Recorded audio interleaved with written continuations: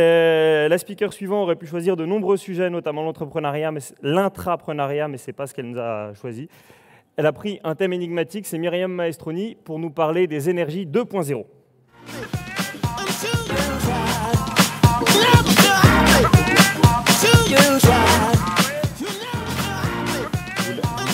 Ah, on vous en a mis un ? Vous avez le timer. Non, bonjour à tous. Oh, alors c'est vrai que ce titre paraît énigmatique, mais il a à voir certainement avec ma carrière. J'ai passé 20 ans dans le monde de l'énergie et parce que j'aimais ça, alors ça peut paraître surprenant. Souvent quand je le raconte, on me dit c'est bizarre cette passion pour l'énergie. Mais bon, on est 7 milliards, on est tous différents. Donc je crois qu'il faut aussi oser assumer ce que l'on est, ce que l'on fait. Et quand je suis rentrée en France en 2003, parce que j'avais passé beaucoup de temps ailleurs, en Espagne, à voyager un peu à travers le monde, j'ai pris la direction commerciale de Primagaz à l'époque, qui est une société bien connue en France, plus que 100 cinquantenaires. Et je me suis dit, on est finalement dans une époque où est-ce qu'on peut continuer à vendre des énergies fossiles quand on commençait à l'époque à entendre tout ce qu'on entend. Parce que je crois qu'on a oublié peut-être un peu vite, mais si vous voulez, moi j'ai commencé dans le pétrole, on me disait le 20e siècle ce sera le siècle du pétrole, le 21e siècle ce sera celui du gaz, point. Et quand je suis arrivée ici, je me suis aperçue que ce n'était pas du tout comme ça. Et que finalement, on commençait à nous dire, oui, il y a les méchantes énergies fossiles d'un côté, les gentilles énergies renouvelables de l'autre, au milieu peut-être le nucléaire, énergie miracle. Et à ce moment-là, je me suis dit, je pense qu'il faut avoir une vie qui correspond à ces idées, sinon ou on change de vie ou on change d'idée, ça fait partie aussi d'oser être qui nous sommes. Et directeur commercial, j'ai dit, vous savez quoi ?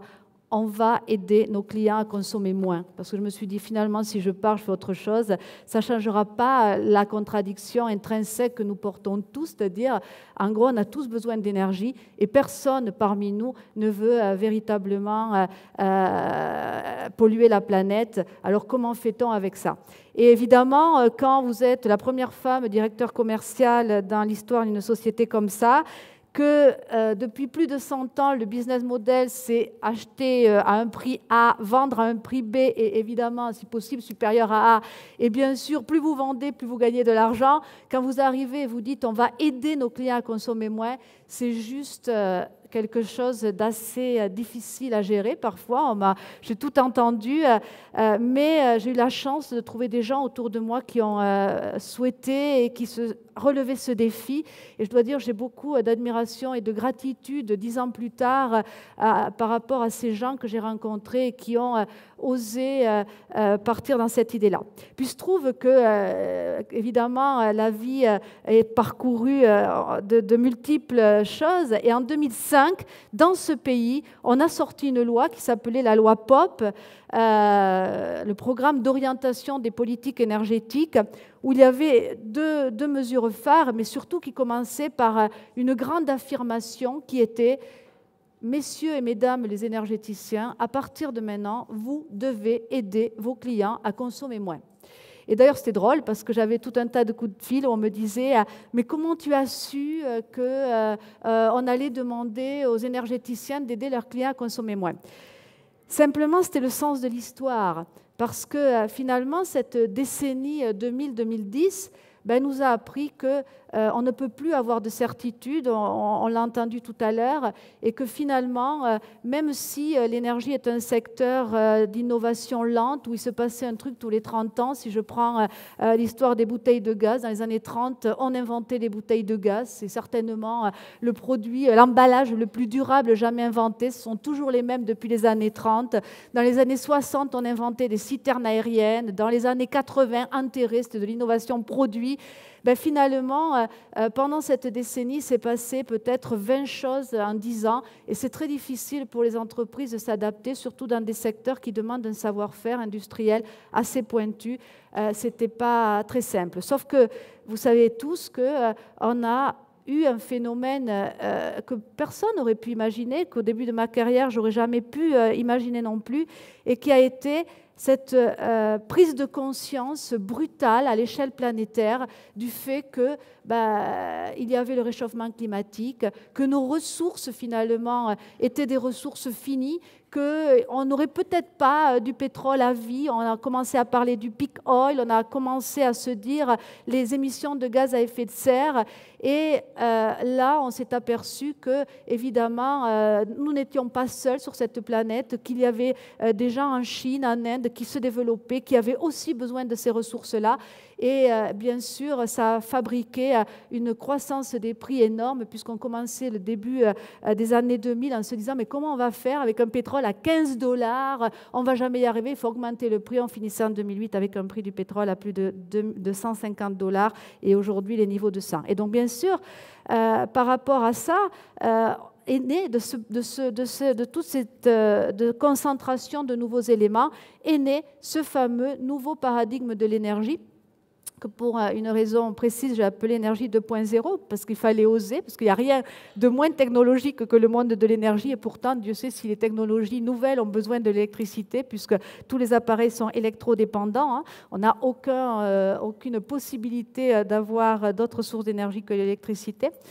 Et donc, dans ce nouveau paradigme, est apparu ce fameux 3x20 de Kyoto, où on nous dit il faut 20% de réduction dans nos émissions de gaz à effet de serre, 20% d'énergie renouvelable dans le mix énergétique et 20% d'économie d'énergie. Alors, les deux premiers, il faut les faire, bien sûr, mais conceptuellement, on comprend le CO2, c'est un gaz, on le mesure, il faut faire 20% à moins. Je ne dis pas que c'est facile, mais on comprend de quoi il s'agit.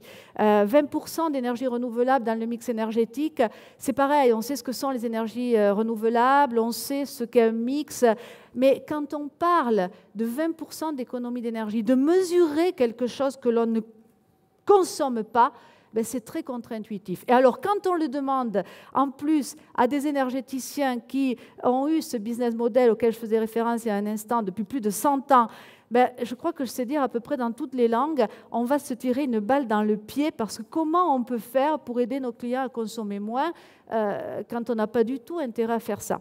Et en fait, ce pays est celui certainement où nous avons été le plus imaginatifs, le plus en avance sur les mesures pratiques pour nous aider à consommer moins. Et c'est certainement à ce moment-là où, en 2008, on a créé chez Primagaz Économie d'énergie, qui était un site, qui est le www.économiedénergie.fr, qui est visité par des milliers de gens, où on s'est dit finalement, on va faire profiter du savoir qu'on a en interne tous les Français. Et puis en 2011, on a fait cette société qui est un spin-off où 10 personnes sont parties avec moi et on a créé Économie d'énergie. Je trouvais ça plutôt drôle parce qu'après avoir passé 20 ans dans le monde de l'énergie, faire une société qui s'appelait Économie d'énergie, se dire qu'on pouvait créer un modèle vertueux et durable sur quelque chose que l'on ne consomme pas, c'était un pari que j'avais envie de relever avec une équipe qui m'a suivi. Et aujourd'hui, nous sommes plus de ça. Alors, comment on a fait?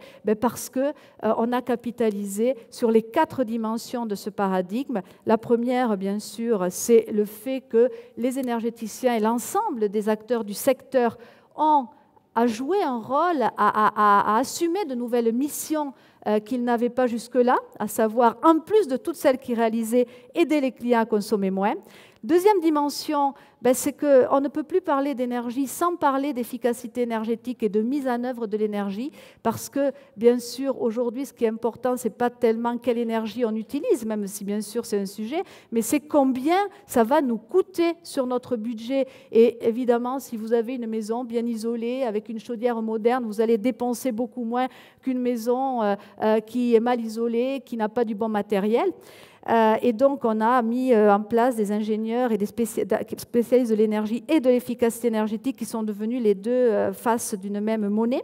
Et puis, troisième niveau, c'est Big Data, bien sûr. On a utilisé les nouvelles technologies pour pouvoir parler au plus grand nombre avec des sites qui ont été mis en place, comme par exemple Ecoprime Énergie Auchan, avec un Auchan qui s'est retrouvé obligé, puisqu'il vendait ses carburants, d'aider ses clients à consommer moins, et qui dit comment je fais, et on l'a aidé à sortir ce site qui est 2 ans plus tard visité par plus d'1,5 million de Français, avec plus de 150 000 Français qui ont bénéficié de primes, d'éco-primes, indexés sur ce qu'on appelle les certificats d'économie d'énergie qui ont été traduits en grand public et qui font que quand vous changez une chaudière, quand vous mettez en place une isolation, quand vous mettez des régulateurs dans votre maison, ben, vous allez obtenir un montant d'argent qui représente à peu près 10% du montant des travaux. Et c'est ce qu'expérimentent tous les clients aujourd'hui qui passent chez Auchan pour acheter leur yaourt, c'était plutôt marrant, et qui se trouvent interpellés en disant « Tiens, en fait, si vous faites des travaux dans votre maison pour économiser de l'énergie, sachez qu'on va vous aider puisque c'est l'option qu'a retenue Auchan ou Leclerc pour plutôt que donner cet argent à l'État, puisque sinon il serait condamné à payer une pénalité s'il ne jouait pas ce nouveau rôle, eh bien, en faire profiter leurs clients. Et puis, dernière dimension, il fallait le rendre accessible à tous. Et bien sûr, c'est souvent un sujet d'expert. Ce n'est pas facile de faire en sorte que chacun comprenne de quoi il s'agit, sauf que finalement, c'est l'enjeu majeur parce que parmi nous, nous avons tous des préoccupations liées à avoir une maison sur sa tête et que bien sûr, l'énergie joue un rôle important parce qu'on n'imagine plus aujourd'hui une maison sans qu'on ait bien sûr du chauffage, de l'eau chaude sanitaire, de quoi faire la cuisine ou de quoi recharger nos téléphones portables ou nos ordinateurs. Donc voilà un petit peu ce que je pourrais dire aujourd'hui avec un espoir énorme puisqu'en France, c'est à chaque mauvaise nouvelle sa bonne nouvelle et je conclurai ainsi. Il faut savoir qu'il y a à peu près 30 millions de logements, que sur ces 30 millions de logements, la moitié, 15 millions de logements, ont une étiquette énergie. C'est ces petites choses de couleur, c'est ces petites étiquettes qui ont fleuri dans les vitrines des agences immobilières qui sont en dessous de la catégorie D. Quand on a un logement en catégorie A, on consomme 9 fois moins que quand on a un logement en catégorie G. Donc, c'est quelque chose de très important. Eh bien, évidemment, il y a 15 millions de logements à rénover dans ce pays.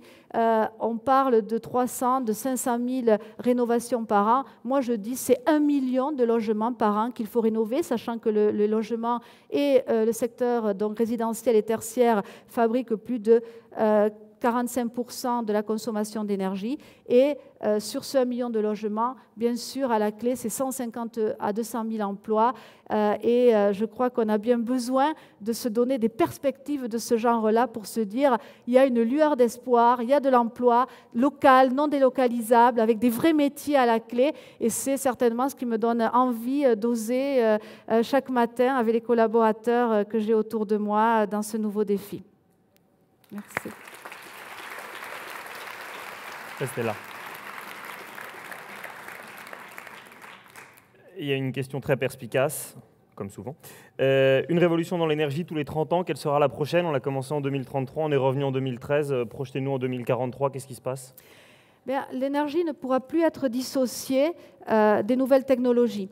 C'est ce qu'on a appelé la troisième révolution industrielle, parce qu'au fait, on ne se rend pas compte que dans une maison, nos besoins à énergie ont évolué très lentement. C'est depuis la préhistoire où l'homme préhistorique a découvert que c'était meilleur cuit que cru. On est passé aux Romains où ça a été l'eau chaude, les radiateurs. Donc, c'est les 3 utilisations de base de l'énergie dans une maison. Ensuite, on est passé de la bougie à l'éclairage. Et puis, dans les années 60, l'époque Mère Denis, tout ce qui est la vaisselle, machine à laver, etc., jusqu'à aujourd'hui, les nouvelles technologies. Or, il faut savoir que les nouvelles technologies, je le disais il y a un instant, sont 100% électrodépendantes. On trouve encore quelques réfrigérateurs au Japon ou aux États-Unis ou sèche-linge au gaz, mais avec les nouvelles technologies, c'est fini. Tout est électrique. Ça veut dire que notre consommation d'électricité sur ce qu'on appelle les usages spécifiques a augmenté de 20%. Donc tout l'enjeu va être de coupler les avantages de l'énergie électrique, qui est souple, que l'on peut connecter à cet Internet, avec les autres énergies et bien sûr ce qu'on appelle le smart grid et le smart energy, pouvoir optimiser la production avec la consommation d'énergie. Pour moi, personnellement, je crois que le monde de 2050, on arrivera à mesurer en temps réel nos consommations, toute énergie confondue, parce que je pense qu'il est fondamental d'avoir un mix énergétique dans la maison. C'est en langage populaire, on dit on ne va pas mettre tous ses œufs dans le même panier, hein, donc c'est dangereux d'avoir tout avec une seule énergie. Et puis, on va va avoir des nouvelles technologies qui vont nous aider à mieux utiliser l'énergie, que ce soit pour optimiser la demande et l'offre en temps réel, mais aussi pour monitoriser l'usage qu'on fait de notre énergie et éviter de tous faire en même temps les mêmes choses. Et puis au fait, savoir, parce que c'est comme si vous me disiez aujourd'hui comment je vais faire pour ne pas faire d'excès de vitesse si je n'ai pas un compteur dans ma voiture. Mais une maison, c'est pareil, on n'a aucune idée de ce que l'on consomme, dans quelle énergie, pour quels usages, à quel moment. Donc c'est adosser l'énergie à sa utilisation avec les nouvelles technologies, très certainement. Limpide. Merci infiniment, Myriam. Merci. Vous avez donné de belles perspectives pour l'avenir, notamment en termes d'emploi. Comme vous l'avez dit, ceux-là, ils seront pérennes et non délocalisables.